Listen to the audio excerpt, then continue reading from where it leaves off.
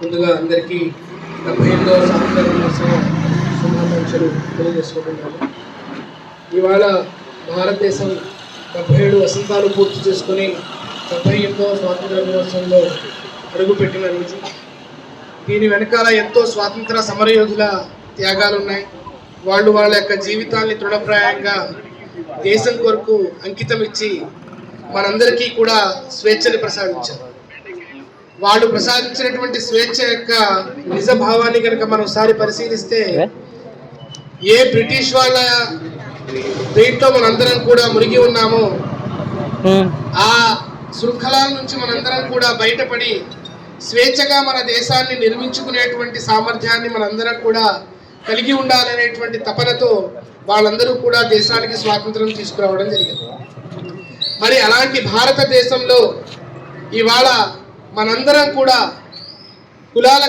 కులాలకు మతాలకు అతీతంగా పూర్తిగా దేశవ్యాప్తంగా ఇవాళ ఈ జెండా పండుగని, స్వాతంత్ర దినోత్సవాన్ని మనందరం కూడా ఎంతో ఆహ్లాదకరంగా చేసుకున్నటువంటి సందర్భంలో మనందరం కూడా ఒకసారి దేశం 77 వసంతాలు ముగించుకున్న సందర్భంగా దేశం ఏ స్థితిలో ఉంది అనేది కూడా మనందరం కూడా ఒకసారి పరిశీలించాలి. అందుకే పౌరులందరికీ కూడా అనేక హక్కుల్ని రాజ్యాంగం కల్పించింది. ఇవాళ దేశం అన్ని దేశాల కంటే కూడా మన దేశం ఎంత అత్యున్నతంగా ఉందో మనందరికీ కూడా కనబడుతూ ఉంది.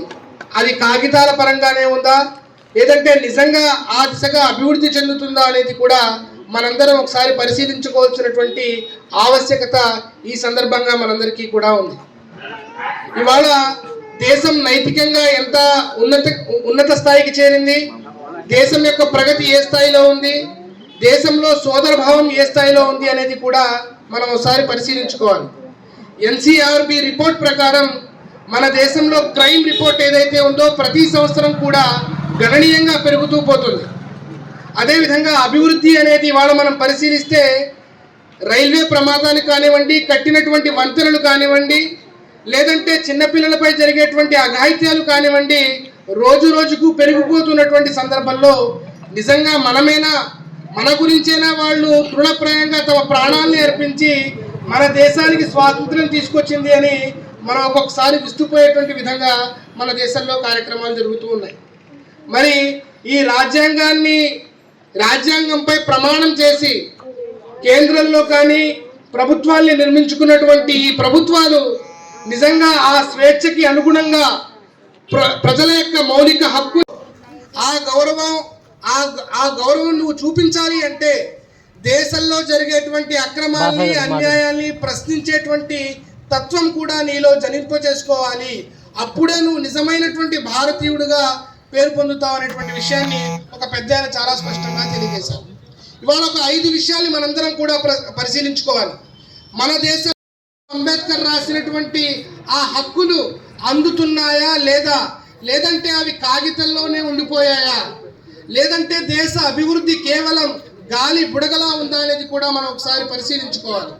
ఎందుకంటే దేశం జెండా ఉంచా హై హమారా అని మనందరం గర్వంగా చెప్పుకుంటున్నాం. నిజమే, మనందరికీ గర్వమే మన జెండా అంటే, మన దేశం అంటే మనందరికీ గర్వమే. నేను ఒక భారతీయ పౌరుడిగా నేను నా నరనరాల చాలా గర్వంగా చెప్పుకుంటాను.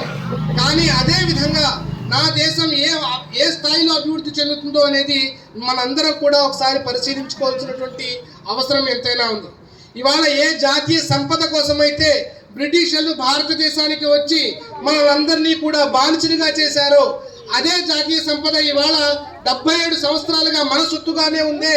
మరి ఆ జాతీయ సంపదను తీసుకొని మన యొక్క దేశ అభివృద్ధిలో ఎంత ఉన్నత స్థాయికి చేరామనేది కూడా మన అందరం ఒకసారి పరిశీలించుకోవాలి. పరిశీలించుకున్న తరువాతనే మన దేశం నిజమైనటువంటి స్వాతంత్ర్యం పొందుతుంది. మన దేశం నిజమైనటువంటి దేశ అభివృద్ధి మన దేశం సాధించుకుంటుంది అనేటువంటి విషయాన్ని మీ అందరి ముందు ఒకసారి తెలియపరిచి మనందరం కూడా ఆ విధంగా ప్రశ్నించేటువంటి తత్వాన్ని మనలో జనింపజేసుకోవాలి. అది మనకి రాజ్యాంగం కల్పించినటువంటి హక్కు. ఈ రాజ్యాంగం యొక్క ప్రవేశికని, రాజ్యాంగం యొక్క హక్కులని మనందరం కూడా తెలుసుకొని మనందరం కూడా దేశ నిర్మాణంలో భాగస్వామ్యులు అవ్వాలని మీ అందరికీ మరొకసారి గుర్తు చేస్తూ మీ అందరికీ మరొకసారి స్వాతంత్ర దినోత్సవ శుభాకాంక్షలు తెలియజేసుకుంటున్నాను. నాకు ఈ అవకాశం కల్పించినటువంటి రావులపాలెం నగర ఐడియల్ యూత్ మూవ్మెంట్కి ధన్యవాదాలు తెలియజేసుకుంటున్నాను. జై హింద్.